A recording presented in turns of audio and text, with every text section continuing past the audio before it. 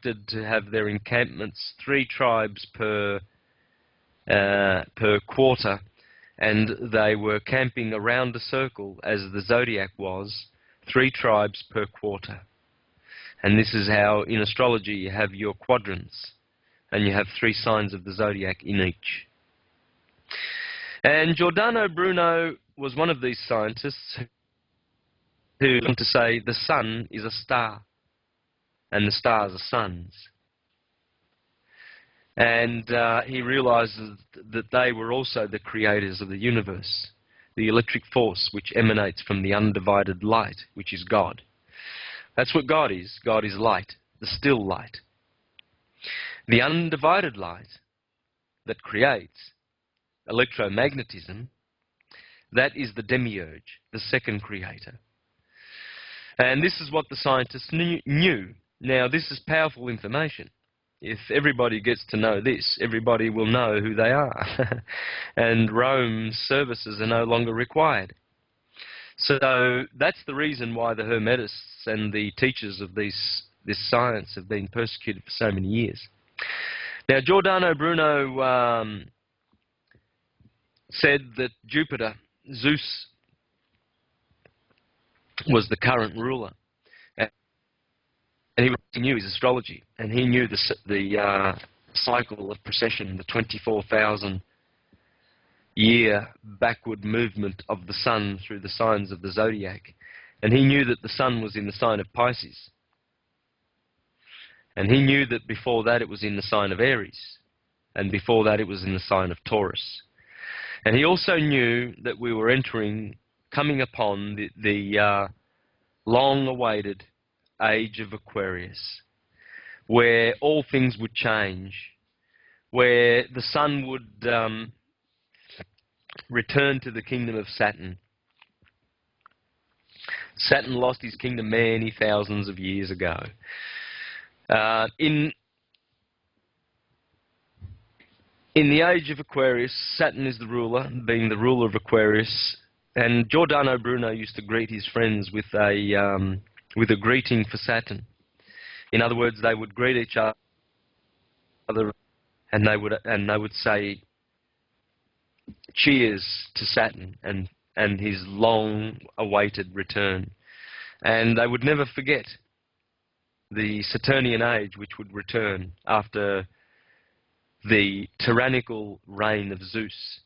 Now, what do I mean by that?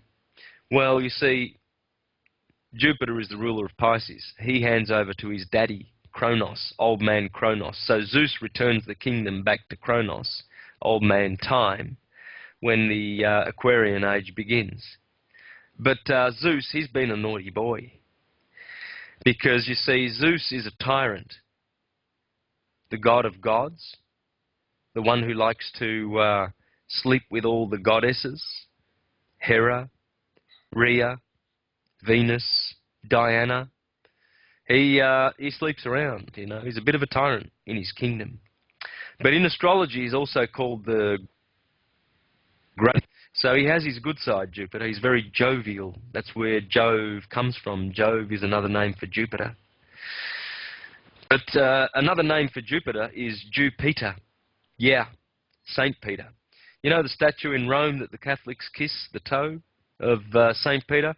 That statue used to be called Jupiter, because it's Jupiter. So the Church of Peter that has been collecting all those pennies, you know, Peter's pence, is the Church of Zeus. That would be Jesus. Yeah. The Christian age has been dominated by Jesus, or Zeus, Jesus. And that's the last 2,000 years of the Piscean age, you see. And Zeus, being the greater benefic, he says, you must love your enemies. This is why Jesus says, you must love your enemies. Unlike the god March prior to Pisces, the god of war, Jehovah, I am the god of armies. He was the one that said, you must hate your enemies. The New Testament God is benefic. He says you must love your enemies. But the Old Testament was not. And we'll get back to that after the break, shall we?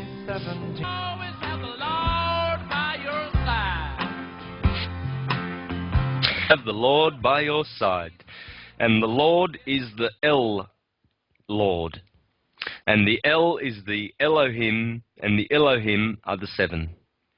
The seven that keep turning up in everything that we see. And as Manly P. Hall, the great occult teacher, said, everything is a septenary. Everything in nature is a septenary.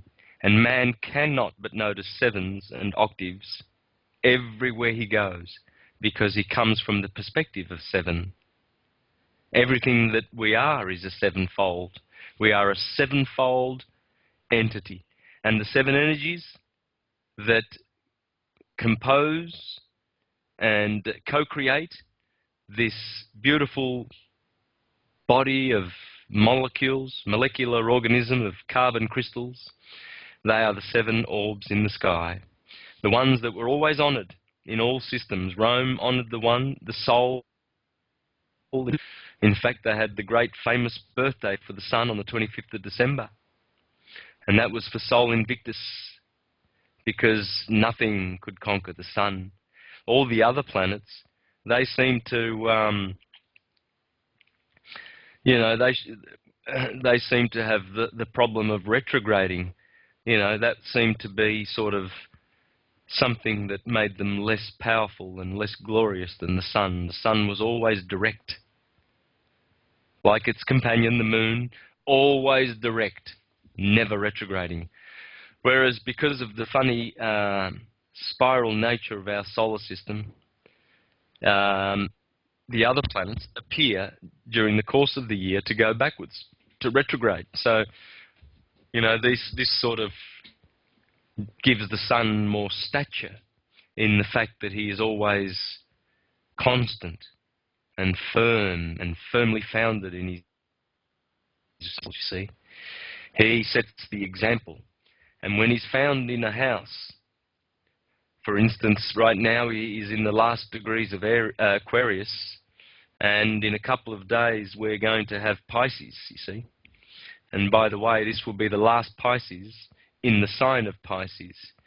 For next year, 2013, it will be Pisces in the sign of Aquarius.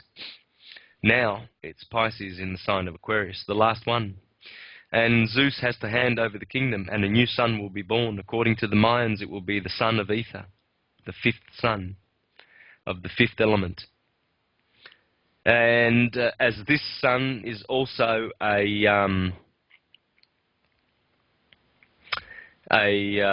interloper, this sun is new in our solar system. Before this sun, we had Saturn was the sun. In fact, the Thunderbolt.org or Thunderbolt Project, Wal Thornhill and Don Scott and David Talbot talk about this. They talk about how Saturn was in a different position around about 15,000 years ago, and it was the true sun of this system, and it was knocked out, and this sun appears. And this sun has been carrying us through a good portion of the last 15,000 years. And he's going to hand over to another sun. And that's how it works. According to the Mayans, there will be 72 hours of darkness, after which will be reborn the new sun.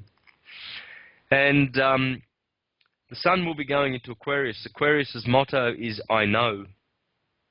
Whereas the motto of Pisces, the two fish, is and I believe. And of course that's the Church of Christ. Christianity is a doubting church and a believing church. They doubt and they believe, tossed on the waves like fish, tossed on the waters, you see. No knowing. That's why Aquarius comes with his spiritual waters and baptizes us in the baptism of the Spirit, which is the baptism of direct knowing. And so we proceed further up. As Giordano Bruno was saying, we have a chance to ascend in our vibration. We have a chance to return closer to the divinity that we are. And so, as you see, the sun changes its nature as it goes through the houses. For the last 2,000 years, the sun has been in Pisces, but the opposite sign of Pisces, the autumnal equinox, is Virgo. And Virgo, Bethlehem, where Jesus is born, Jesus in the sign of Pisces, the womb of the Virgin. And so the sun has been feeding his little children with bread and fish. And you'll remember that Jesus, when he was on the mount, the Sermon of the Mount, where he produced his Sermon on the Mount, he actually did feed the multitudes with bread and fish, 2 fish, and 5 bread baskets, because there are 5 zodiacal signs between Virgo and Pisces. But the other interesting fact is that these signs are mutable, you see. For 2,000 years now, the cardinal points have been in mutable signs. The solstices have been in Gemini. So the mutable cross has hexed, or cursed, you could say, the world in mutability, you see, in change. We've had change for 2,000 years, great change. As the vernal equinox was migrating through Pisces, and the autumnal through Virgo, and the summer solstice through Gemini, then the winter solstice through Sagittarius. After